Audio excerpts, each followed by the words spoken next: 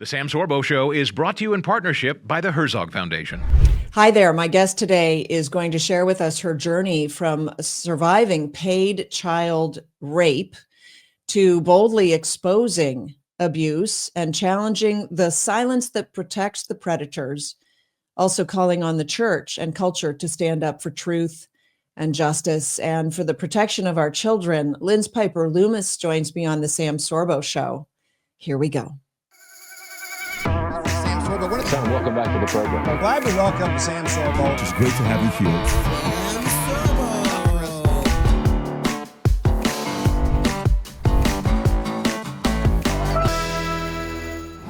Okay, she is a survivor turned warrior, a bold voice, breaking the silence on abuse and trauma and healing.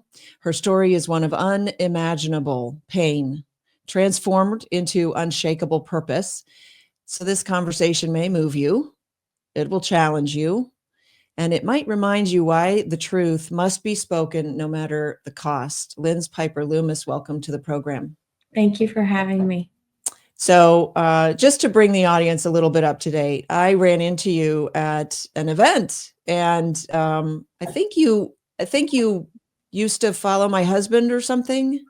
Yeah, so our family has been extremely touched by your husband and the ministry that he has through acting. God's Not Dead, which I mean, all of his programs, but it was a huge touch just to see him stand up for his faith. And so that's a rare find in that industry, as you already know. So very thankful. Rarer and rarer since he's no longer in that industry. Well, Right. Okay. Anyway, and so you've written a book about your experience. But do you want to talk about your childhood and how all of this began? Sure. So I'm going to give a very abridged version, and I will just tell your viewers that I don't go through all the grotesque details in my book because I want people to be able to have something that's, yes, it takes you through some of the trauma, but it's more uplifting and faith building and gives you, just some practical tools to help you walk through, mindset and heart change. But basically, in our family had been a generational thing, the sexual abuse, the satanic rituals. This has been going on for years. And so my mother was a victim of the rituals and rape and torture by her father. She was made to have relations with her brothers in front of him, and Freemasonry, Illuminati was involved. And I'm skipping over a lot of details, but basically by day, my grandfather was involved in law enforcement. He worked as an elder or deacon. I'm not sure what the proper title is for the church that we attended. And then by night, he was a sadistic, evil man. And I do believe that God can redeem anyone. I never saw repentance personally in the part that I witnessed in his life. But anyway, so I was born to two parents that I no doubt loved me, but my dad terminated parental rights to me as a baby. So then my mom moved back up with her family, and that's where I began enduring my own form of abuse underneath my grandfather and his family. Why did your father terminate parental rights? Was that a divorce? There was a divorce, yes. Why he did it, I don't know, and I don't want to try to assume. I can tell you that, he's battled his own demons. I tried to reconnect with him years later, and that was one of the exit strategies that God gave me. But I never lived with him. I lived with his parents who had divorced and remarried, and the two couples were best friends, my grandparents biologically, and they were on my dad's side. And they were phenomenal, godly people, and were amazing. I met them when I was, I maybe met them when I was younger, when I was still a child. I don't really remember that part, but I do remember they sent me some gifts that my mom gave me. But I did meet them, and I'm not talking about my biological father. I'm talking about my grandparents, but I did live with them when I escaped at 16 and a half. So at 16 and a half. So sorry, at what age did your parents divorce? Your mother moved you up to be near her father, your grandfather, who And was my the grandmother. sadist, Hmm. right? And the grandmother. And was the grandmother also complicit in all of this? Yes, the whole family. It went back. There was only one grandmother I remember, my great grandma. She died when I was 4, but she was not a player in it. She didn't want anything to do with it. But But the did your mother grow up with this also? She must have. mhm, yes. And so she was not complicit. She actually didn't want anything to do with it. She became a Stephen minister. But when we moved up there from the state that we were living in to the state that we moved to, that state actually has a lot of issues. It's in Colorado Springs. I changed the names and locations in my book. I've recently started, talking a little bit more about this in depth. But there were Hold specific on. Why locations. did you change the names in your book? What, just give us the reason for that. Protection for me and for my family. Okay. And also, and today I will not mention specific locations, but I can say Colorado Springs because I believe that there is still activity taking place based on my own, uh, I would just say my own personal investigation. Sure. So you were how old, and you escaped at 16 and a half. So So I was a baby when my mom divorced, and she remarried at 4, and basically um, until 12, I was with her. I was being groomed. I was I saw the occult rituals taking place. She was the oldest female, so she was technically basically called to take over, but she didn't want that. My uncle, her oldest brother, drank himself to death. And we kept having like weird freak accidents that would happen where we would almost die. My personal theory is that they kept trying to kill us. But not long after my uncle drank himself to death, my mom came forward and told the community and told people, I'm not going to be silent anymore, and started telling the community what was happening because 3 doors down from one of the houses where we were raped and tortured, where she was raped and tortured as a child, and then me and others, was a Masonic lodge. And um, there was some really satanic things involving children, adrenochrome, organ harvesting, satanic rituals, blood rituals, things of this nature. Too long to really explain in huge detail, but she didn't want any part of that. She didn't want to take over that. she moved back to it. She She did, moved but you back to it. Did you have siblings? no, Okay. So she not and from you, her. No. okay, she and you moved back into this, and she had grown up in it. Yes, but I would say we weren't in that particular home for very long.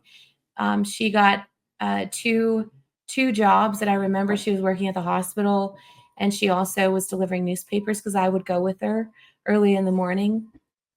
I don't even remember the car. It was a little brown, like kind of like a Datsun or something. I don't even remember, but we would go by the newspaper place and load it up with newspapers, and I'd sleep on the newspapers while she delivered them. So it wasn't that she was trying to, push me back into it or herself. She actually fought against it. And then I she got see. remarried. She just moved back to an area that she was familiar with, where Correct. her abusive father and mother lived, And family. I mean, it went back generations. and the And whole so, family's involved. How did you? What's one way that you almost died that seemed to be suspicious? well, I was in a car accident when I was 12 with her. And I think we both died on impact. God gave me a choice to come back. She's still in heaven. And it was strange Your because mother was killed when you were 12. yeah, when I Wow. was Okay. 12. And so I knew, like right before that, she started talking to some people that she was close to, people from church, that she was acting like something was going to happen. And she was making arrangements. She told me if anything ever happened, these were the places I was going to live, and these were places I would not live. And she told her friends the same thing. And I found that out years later.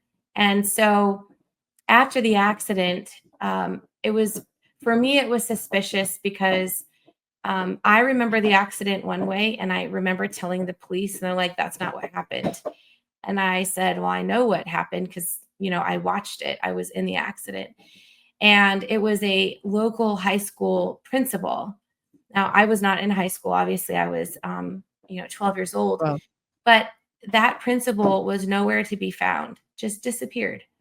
And I tried to, go to the school where he was serving, and he was, I don't know what happened. To me, it was too much of um, a question in my mind, not to mention the fact that I was her sole heir to the things that she had shares to. We had our families involved in trucking and ranching and farming. And so it was interesting because I knew she had a will. Like there was things that she had in place. She had made arrangements because things kept happening. And it after she passed away, it just all disappeared. And so that was that was a big question in my mind. Can I say definitively that they caused it? Do I have proof of that? No. But I just know how evil they have operated for years. Um, I went back to last year investigating, and I'm not going to go into detail because I believe there's still things taking place, and I want to be careful. But I went back to some of the areas where I remembered from, being a child, of satanic rituals and things like that. There was one in particular when I was 2 years old where they were torturing a small child, and to the point that, where they harvested blood. And I was standing on this like wooden stool next to my grandfather, and he said to me, he said, you're the chosen one. And I remember Jesus saying to me, but I chose you before the foundation of the world. And so ever since I was very young, Jesus has been very much alive and active in my life. I gave my life to him when I was 4 in Sunday school. Literally, he was sitting as if you're sitting across from me in human form at a table. And I know people, don't believe this kind of stuff, but he literally led me into a relationship with him. And I believe that's what saved me all of these years and kept me, leaning back into him. Plus my mother raising me in a strong Christian faith. So, and I watched her from a very young age. You were witness to some of these rituals and sort of satanic events, but you yourself weren't a victim until when? I actually was a victim when I was a child. They tried to get me to participate in a blood ritual inside of a funeral home. One of the places that they would harvest adrenochrome was in the back of a funeral home, and harvest organs from children. There was another site where they sacrificed the children. But this particular situation, I was probably between like 6 to 9 years of age. And I remember sitting there, and they were trying to get me to drink the blood. And again, the presence of the Lord showed up. So I was a victim of rape and trauma and torture, even from a very young age. And then after the car accident, it was about a year and a half after, I had started hearing conversations between my stepdad, who had adopted me when I was young, and my mom's family, her sister and her mother. And I started hearing conversations with them, and they were talking to what I now know as Child Protective Services. And keeping in mind, these people never came in and checked on me. Like when I was in the hospital after the accident, they came in and were showing me pictures of my mother in her casket and in different, situations. It was evil. It was so evil. Who did that? It was an aunt, one of my aunts. Your mother's relatives? No, this would have been on my stepdad's side. Oh, your stepdad was involved in the cult? I don't think he was. I can't say to be sure, but I know he was involved in the in selling me from his possession to my mom's side of the family. The reason I know this is because I heard those conversations taking place, and I heard about, the exchange of money and all of that. And again, I didn't understand because I was, 12 years old, 13 years old, and these conversations were taking place. But I was put on a plane from um, one part of the country to the other side, like halfway across the country. And I was cut off from all of my mom's friends. All of my clothing was removed from me. They sold my horse. They did all of these horrible things. I could have no contact with anyone. They were stripping me of any identity I had. And I arrived at my aunt and uncle's at the age of 13. And I was there until I was 16 and a half. And I went to school, I went to church, but it was the rape and torture initiated upon my arrival. Like I couldn't have any contact with the strong Christian people that had been in my life, helping me, through that time of my life. And the people that my mom had said that she wanted me to stay with, I was totally cut off from. The only thing I was able to maintain ownership of was some pieces of her jewelry I was able to hide, and her Bible. I carried that Bible around for over 20 years. And I was put into my aunt's bloodstained underwear, her maternity clothes, and I was raped, restrained, and unrestrained for 3.5 years. I was locked in and out of a cage. And there were times where I was drugged with muscle relaxants, where my body was paralyzed after I had been impregnated, and my babies were used as satanic sacrifices. Okay, we're going to take a quick break. I'm sorry to do this, but we need to take a quick break. We're talking about the book I Am Silent No More, and Lynz Piper Loomis is my guest. And so we're just going to take a quick break to hear from some sponsors, and we will be right back to talk more with Lynz Piper Loomis, her book, I Am Silent No More, and survivor's guilt, some other questions that might pop into your mind. So stay tuned. I'll be right back. This is the Sam Sorbo Show. Thanks for tuning into the Sam Sorbo Show. We are in a battle for our very nation, a nation that was founded on Christian principles and on the Bible. The 10 Commandments is the basis for our rule of law. But these days, when you go talk to people on the street, you'll find that most of them don't even know what rule of law means. And that's why I'm so proud to have Herzog Foundation as a sponsor of my show. I also love what they do because they seek for the benefit of Christian education throughout the nation. So Herzog Foundation is a wonderful partner for us here at the Sam Sorbo Show. Thanks for watching. Stay ahead of the storm with IQ Weather, a premium all-video homeschool course that makes learning science exciting and engaging. This vivid, entertaining program incorporates physics, chemistry, geography, geology, astronomy, and oceanography, giving your kids a well-rounded education in the fascinating world of weather. Designed to captivate young minds, IQ Weather makes complex concepts easy to understand and fun to explore. Visit iqweather.com and use code SAM to get 15% off your order. Give your kids a science education they'll love and stay prepared for anything. Start your IQ Weather journey today.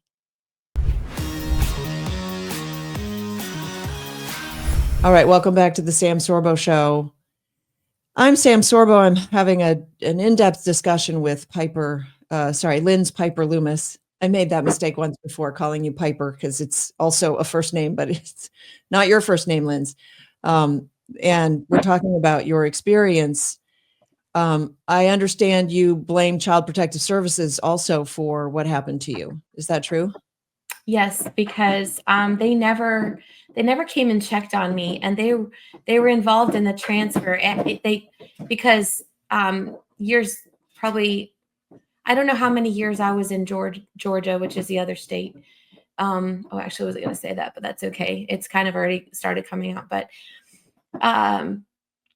We had to go back to Colorado for the adoption, and I was What asked if adoption? do what? What adoption? So my aunt and uncle ended up adopting me, Okay. and um, and I told them I didn't want that because it would remove my mother from my birth certificate, and I was forced to say that this is what I wanted.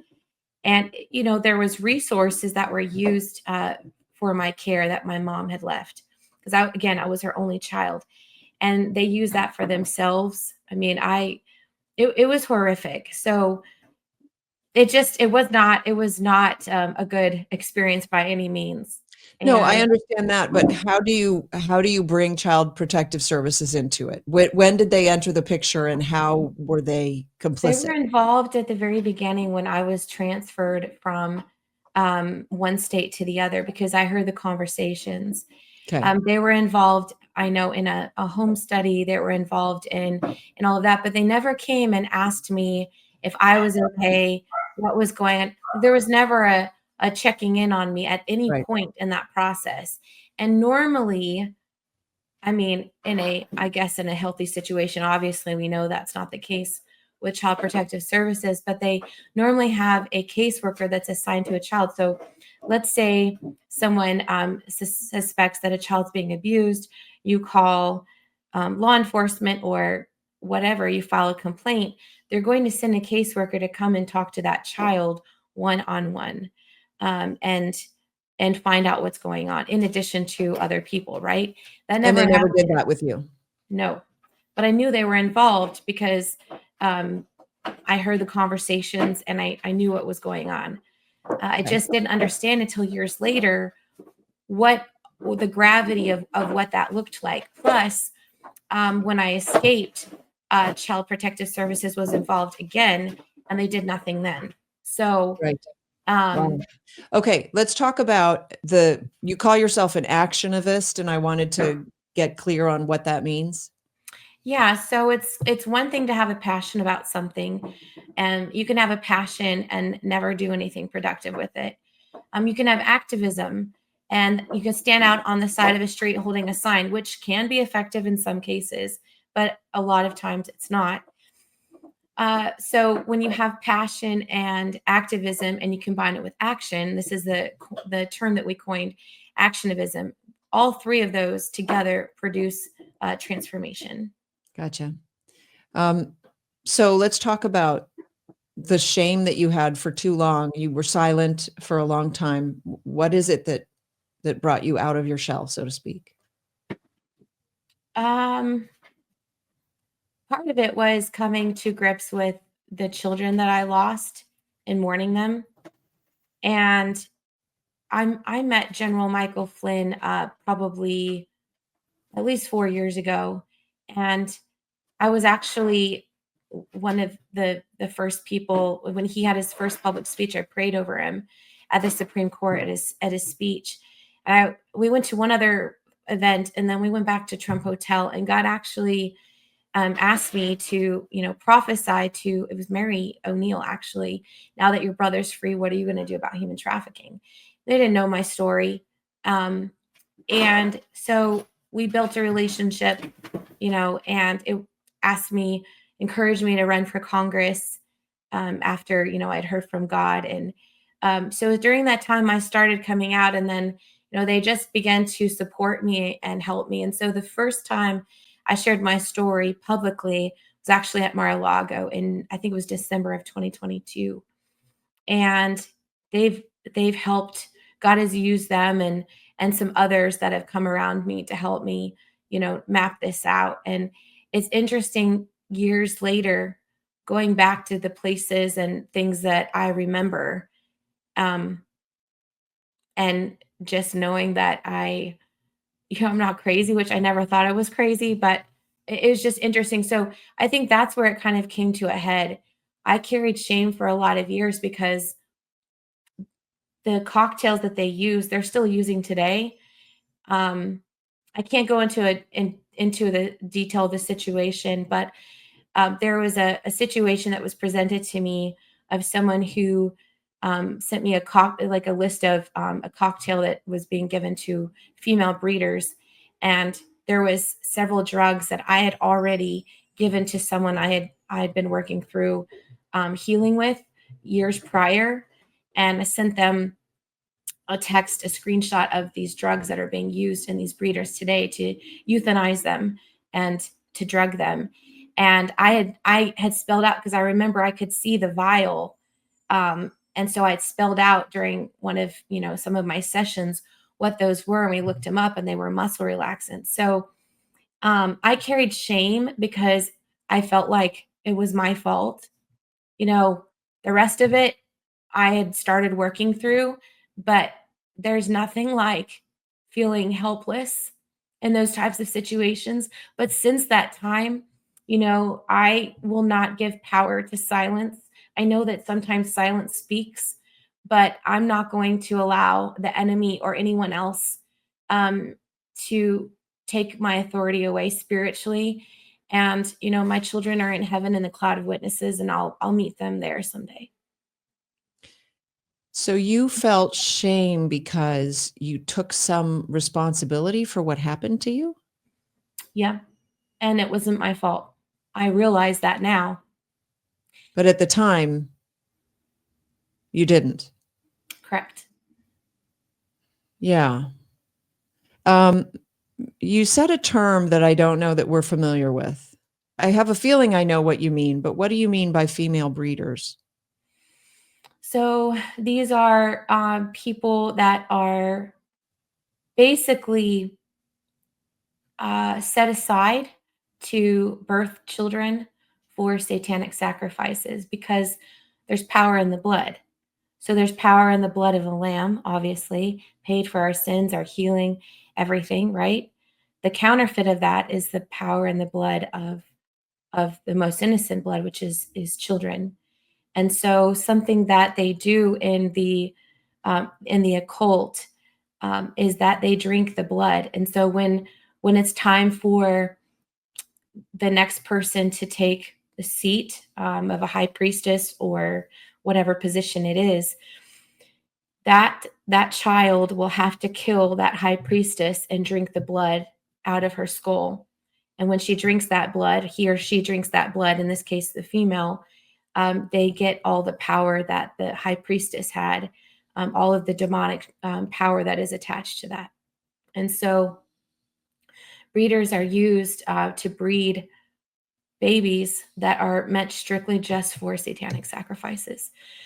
In some cases, organ harvesting, in some cases, other things, but normally that's what they're used for. What message do you have for people? I mean, the book is, first of all, what's in the book? Because you started the conversation saying the book doesn't go into too much detail about what happened to you. No, so I have a lot of spiritual encounters in there, like how I got to know the Lord, overcoming the spirit of death when here in South Carolina, and just I'll talk about sexual assault, but I won't go into the details of what that sexual assault looked like. And so I talk about there's some funny things, my run for Congress, how I met my husband and our story, his journey of healing, all the way through to covering things that happened at the border, and what President Trump was doing. Obviously now he's in his second term, but why he was doing things in his first term, why they were effective, explaining certain things like that, and talking about education and why it's harmful to have these books that are in our schools, the sexual grooming books and pornography. I just go through that entire thing. And then at the very end, there's some reflective questions and things that people can answer and take themselves through. It's a Christian faith-based book. Most people that read it tell me that they read it in a day, and it's a good read. Even people that hate reading. Excellent. And so what is your message for people today? Perhaps people who have shame and are silent, and perhaps they shouldn't be? Yeah, so I would say there is a place for, when you're not able to speak, it can be more traumatizing. So I respect that. And there's a process. Don't put a time limit on your healing, although Jesus healed people whole in just a moment. So I believe that one touch of God in your life can bring you that healing, but we can't escape the process either because there's power in that process. And I would say that shame is a work of the devil, and Jesus paid the price for it on the cross. He carries the burden. He carried the burden of all of that on the cross, and now he sits at the right hand of the Father. So I would say we inherently inside of our DNA are designed as overcomers. Revelations has great scripture on the overcoming, and so Jesus has already overcome the world. And I don't think that we have to wait for healing. I don't think we have to wait for being able to move past, what we've gone through. But everyone else is in a different lake. I mean, I'm 42, and I'm just, the last 4 or 5 years coming out against this stuff. Right. And where are you now? You're married? Do you have Married children? 20 years almost, 2 children.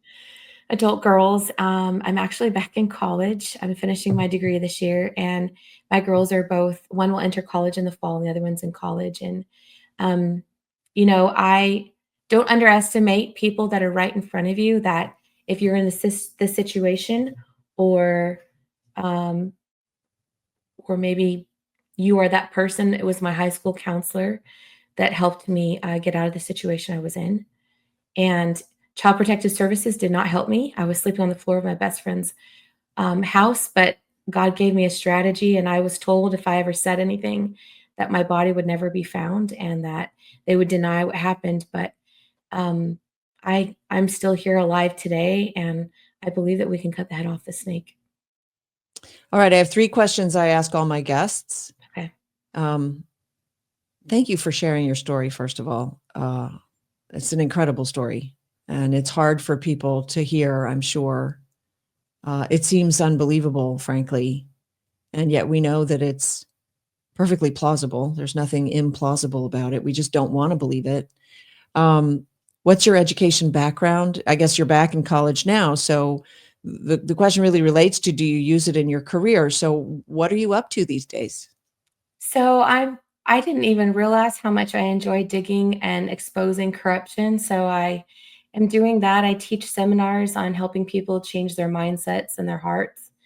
And then I also I'm in school for intelligence. I'm a licensed private investigator, and so I'm going back and focusing on counterterrorism. I'll be done by the end of this year, and then I start my master's in similar field in January. Congratulations. Thanks. Do you have any advice that you would offer to your younger self? Man, I would just tell myself that I think that we walk by faith and not by sight, and to continue to do that. And I think, not to beat myself up over the things that happened to me. It's a good one. And what is the most urgent cultural shift that you see needed today to get things back on track? The church to wake up and get up off their apathetic behinds. Well said. Lynz Piper Loomis, and the name of the book is I Am Silent No More. You'll see all the links in the description. Thank you so much for coming on. Thank you for having me. This is the Sam Sorbo Show. We'll see you next time. Remember, speak truth and speak it boldly.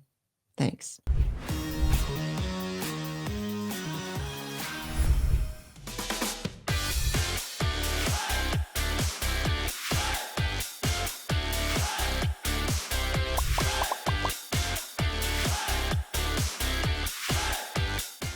The views and opinions expressed in the Sam Sorbo Show are those of the speakers and do not necessarily reflect the views and positions of the Herzog Foundation.